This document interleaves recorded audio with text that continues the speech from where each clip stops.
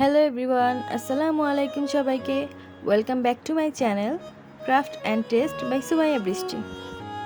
আমার আজকের recipe 1 pound birthday কেকের জন্য ভ্যানিলা স্পঞ্জ কেকের বেস। 1 পাউন্ড কেকের বেস তৈরির জন্য 2টি ডিমই যথেষ্ট। প্রথমেই আমি একটি 6 ইঞ্চি মোল্ডে তেল ব্রাশ করে কাগজ বিছিয়ে নিচ্ছি, যাতে কেকের ব্যাটার তৈরি করার পর আমি সাথে সাথে এটিকে চুলায় বেক করতে দিতে পারি। মোল্ডটিকে রেডি করে এরপর আমি অন্য একটি পাত্র নিয়ে নিব। সেই পাত্রে আমি 2টি ডিম নিয়ে নিচ্ছি। 2টি ডিম থেকে আমি কুসুম দুটিকে আলাদা করে নিব এবং সাদা অংশটাকেই প্রথমে বিট করব। প্রথম ধাপে আমি ডিমের সাদা অংশকে 1 মিনিটের মতো বিট করে নিব।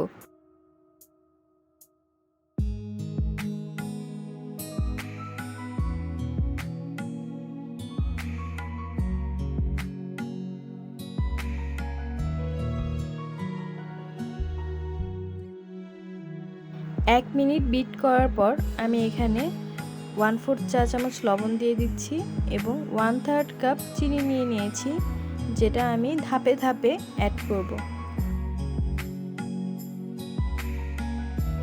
ডিমের সাদা অংশের সাথে আমি সম্পূর্ণ চিনিটা অল্প অল্প করে মিশিয়ে নিব। চিনিটা সম্পূর্ণ গলে যাওয়া পর্যন্ত এটাকে বিট করতে হবে এবং সেই সাথে আমরা এখানে একটি সফট মেরাং পাবো। এখানে আমি প্রায় 8 মিনিটের মতো বিট করে নিয়েছি এবং আমার সম্পূর্ণ চিনিটা একদমই গলে গিয়েছে। এরপর আমি এখানে দিয়ে দিচ্ছি 2 চা চামচ পরিমাণ রান্নার তেল। আমি এখানে সয়াবিন তেল ইউজ করেছি। আপনারা চাইলে বাটার গলিয়ে স্বাভাবিক তাপমাত্রায় এনে বাটারও ব্যবহার করতে পারবেন। আমি এখানে আরও দিয়ে দিচ্ছি 2টি ডিমের কুসুম এবং 1 চা চামচ পরিমাণ ভ্যানিলা এসেন্স। আমি এখানে রেডমেন ভ্যানিলাটা ইউজ করেছি। আপনারা এটাকে ওভারমিক্স করবেন না, যখন ভালো মতো মিশে যাবে তখনই বিট করা অফ করে দিতে হবে। আমি এখানে প্রায় 20 সেকেন্ডের মতো বিট করে নিয়েছি।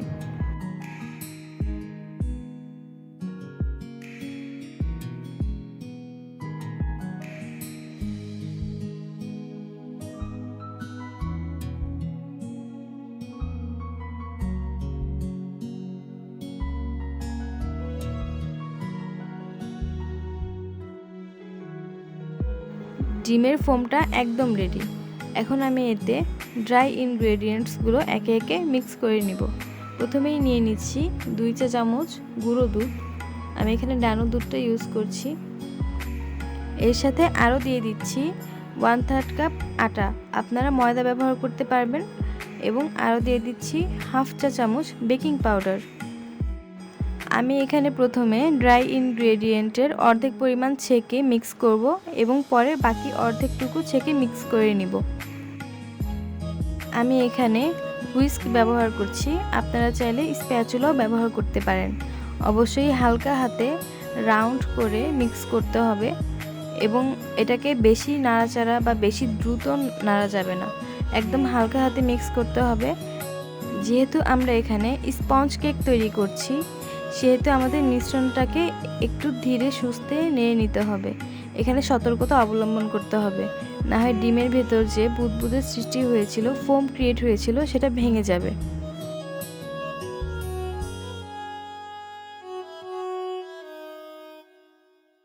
একইভাবে আমি অবশিষ্ট উপকরণগুলোকেও মিশিয়ে নিব।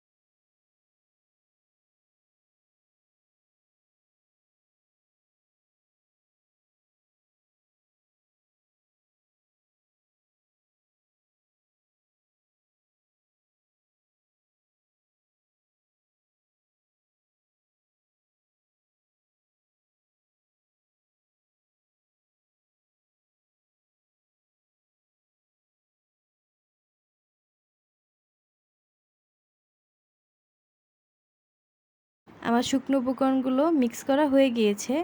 এখন আমি একদম শেষ পর্যায়ে 1/4 চা চামচ বেকিং পাউডারের সাথে 1 চা চামচ ভিনেগার মিশিয়ে নিচ্ছি। যখন এটা বুদবুদে সৃষ্টি করবে তখনই আমি এটাকে ব্যাটারের সাথে ভালো করে মিশিয়ে নিব।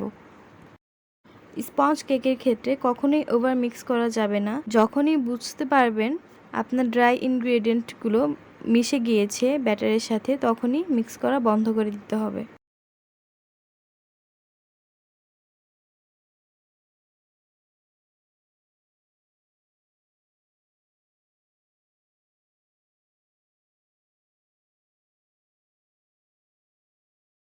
আমি যে 6 ইঞ্চি মোল্ডে তেল ব্রাশ করে নিয়েছিলাম সেখানে ব্যাটারটা ঢেলে দিব।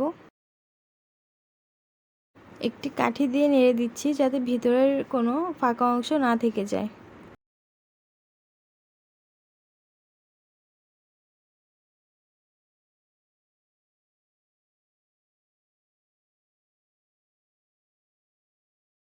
সেই সাথে আমি এটিকে 2 থেকে 3 বার ট্যাপ করে নিব।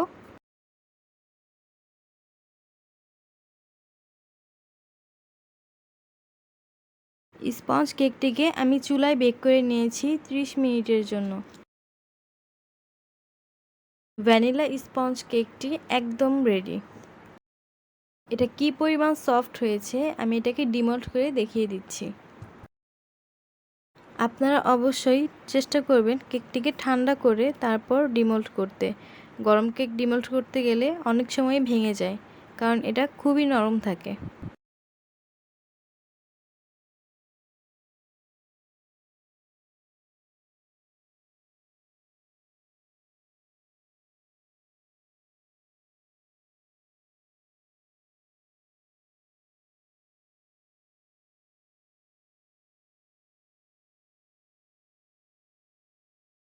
আপনারা নিশ্চয়ই দেখতে পাচ্ছেন কেকটা কতটা সফট হয়েছে এবং কতটা পারফেক্ট হয়েছে। কেকটি আমি আমার বোনের জন্য বানিয়েছি, তাই আর কেটে দেখালাম না। এই কেকটিকে আপনারা আপনাদের পছন্দ মতো লেয়ার করে কেটে ক্রিম লাগিয়ে বার্থডে কেকের মতো ডেকোরেশন করতে পারবেন। যদি সাথে সাথে ডেকোরেশন করার সুযোগ না থাকে তবে অবশ্যই এটাকে একটি প্লাস্টিক র্যাপার বা পলিথিন দিয়ে মুড়িয়ে ফ্রিজে রেখে দিতে পারেন। যদি এটা এভাবেই খুলে ফ্রিজে রাখা হয় তাহলে কেকটা অনেক ড্রাই হয়ে যাবে এবং খেতে একদমই ভালো লাগবে না। আমি আমার এই কেকটিকে প্লাস্টিক র্যাপার দিয়ে মুড়িয়ে ফ্রিজে রেখে দিব। এতে করে কেকের ভেতর যে একটা সফটনেস থাকে সেটা বজায় থাকবে। যদি আমার রেসিপিটি ভালো লেগে থাকে অবশ্যই বাসায় ট্রাই করে দেখবেন এবং আমাকে অবশ্যই কমেন্ট করে জানাবেন। আর অবশ্যই আমার চ্যানেলটি সাবস্ক্রাইব করে আমার পাশে থাকবেন। আজকের মতো এখানেই বিদায় নিচ্ছি। আল্লাহ হাফেজ।